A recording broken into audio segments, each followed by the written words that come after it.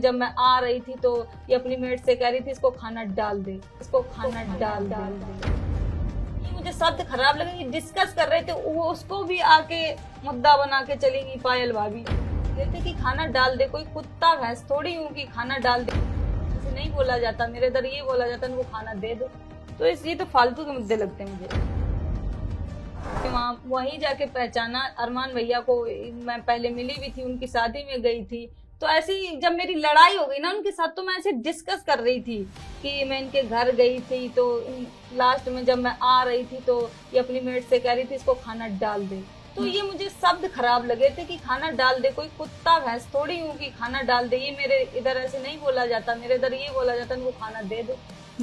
तो ये मुझे शब्द खराब लगे कि डिस्कस कर रहे थे, वो उसको भी आके मुद्दा बना के चली गई पायल भाभी कि ऐसे बोलती, इसकी इतनी सम्मान करी, ये करी।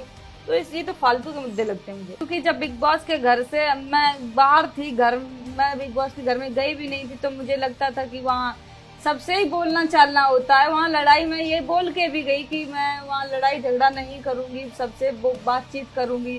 और पहले टाइम जब जो भी मेरी पहली लड़ाई हुई थी वो अरमान भैया से लड़ाई हो गई थी। तो अब इसमें जब 30 दिन उस घर में रहते हैं तो बिग बॉस का घर एक बहुत अलग है। अगर गांव गली में किसी से लड़ाई हो जाती है तो ये हो जाता है इससे साइड, इसको कर दो, इससे कोई मतलब नहीं।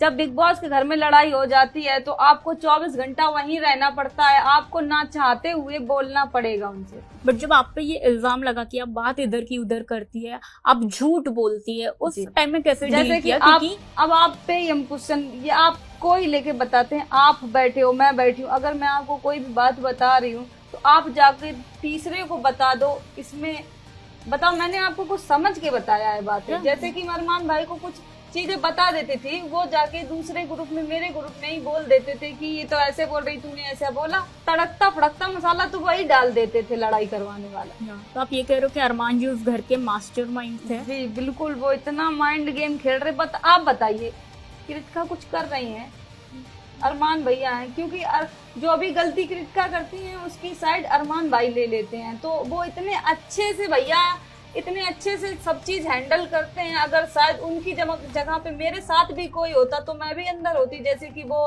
कभी नॉमिनेट नहीं होती थी, एक बार नॉमिनेट हुई, ऐसा क्या कारण है उनमें?